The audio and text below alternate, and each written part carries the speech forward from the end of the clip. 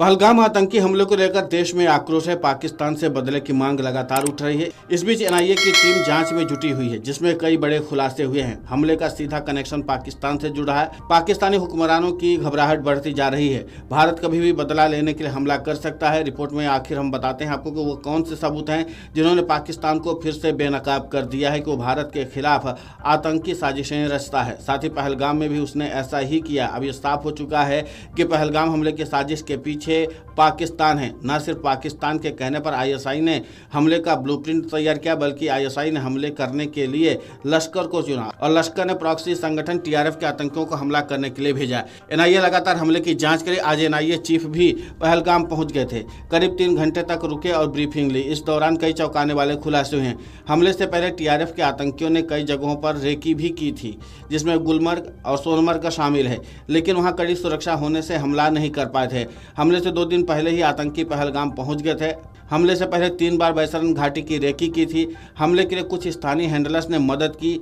ये पकड़े गए OGW यानी कि ओवरग्राउंड वर्कर्स ने बताया है। हमले में चीन का कनेक्शन भी सामने आया है। पहलगाम घाटी से 3 हुएई के फोन मिले हैं जो भागते हुए आतंकी छोड़ गए थे। आतंकी पहलगाम घाटी से पहले बेताब घाटी में रुके थे, वहीं पर हथियार भी छुपा कर रखे थे। एनआईए सूत्रों के मुताबिक आतंकी पहली बार 15 अप्रैल को पहुंच गए थे, फिर रेकी करके लौट गए थे। हालांकि अभी तक इस बात की जानकारी नहीं कि 15 अप्रैल से 22 अप्रैल तक आतंकी कहां रहे थे।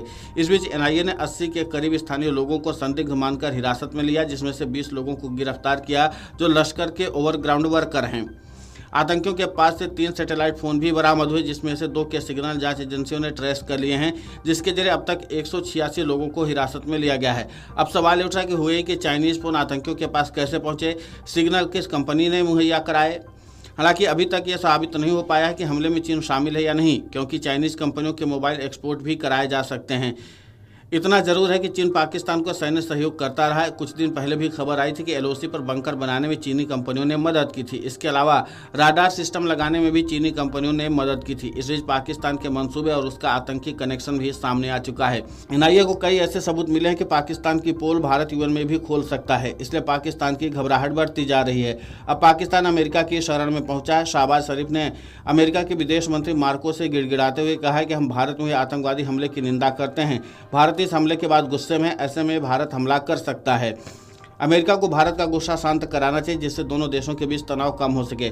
मगर शहबाज शरीफ को अमेरिका से लताड़ मिली।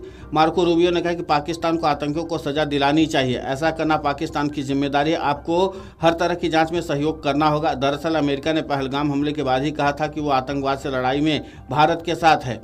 इसके बाद अमेरिकी विदेश मंत्री ने भारतीय विदेश मंत्री S जयशंकर से भी बात की थी। इस दौरान हमले के साजिशकर्ताओं को कड़ी सजा देने पर बात हुई है। अमेरिका ने एक बार फिर से मजबूती से भारत के साथ खड़े होने की बात दोहराई है। भारत के साथ अमेरिका के संबंध देकर पाकिस्तान की घबराहट बढ़ गई है। पाकिस्तान की बेचैनी का सबब भारत की युद्धक तैयारियां भी हैं और बलोच खैबर के अलावा POK में हो रहे विरोध प्रदर्शन है। पाकिस्तानी सेना BLA और PKK के लड़ाकों के सामने सरेंडर कर रही। अब सोचे कि वह कैसे भारत जैसे शक्तिशाली देश का मुकाबला कर पाएगा। पाकिस्तान घर में ही घिर चुका है। पाकिस्तान में अवाम शहबाज शरीफ सरकार के खिलाफ नारेबाजी कर रही, जबकि POK में विरोध चरम पर है। पाकिस्तान की घबराहट इसी से समझ ही जा सकती है कि आनंद फानू में आधी रात को पाकिस्तान में नए राष्ट्रीय सुरक्षा सलाहकार की नियुक्ति की गई। पाकिस्तान ने ISI चीफ लेफ्टिनेंट जनरल असीम मलिक को नया राष्ट्रीय सुरक्षा सलाहकार बनाया है, जबकि NSA का पद पिछले 3 साल से खाली पड़ा था। तो क्या ये समझा जाए कि ISI चीफ को NSA के बाद अब पाकिस्तान की सुरक्षा के हवाले भी हैं? वहीं ISI जिसका सीधा कनेक्शन उस आतंकी संगठन से जो पहलगाम हमले के लिए जिम्मेदार है, उसके ऊपर भी अब दबाव बढ़ेगा। जाहिर सी बात है कि जिस तरीके से भारत लगातार एक्शन की तैयारी कर रहा है, तो पाकिस्तान की मुश्किलें भी बढ़ने वाली हैं। Video desk amarujala.com। अगर आप ये वीडियो YouTube पर देख रहे हैं तो हमारे चैनल को सब्सक्राइब कर बेल आइकन दबाएं और Facebook पर देख रहे हैं तो हमारे पेज को लाइक करें। 8 मिलियन प्लस सब्सक्राइबर, आपके इस भरोसे के लिए बहुत धन्यवाद।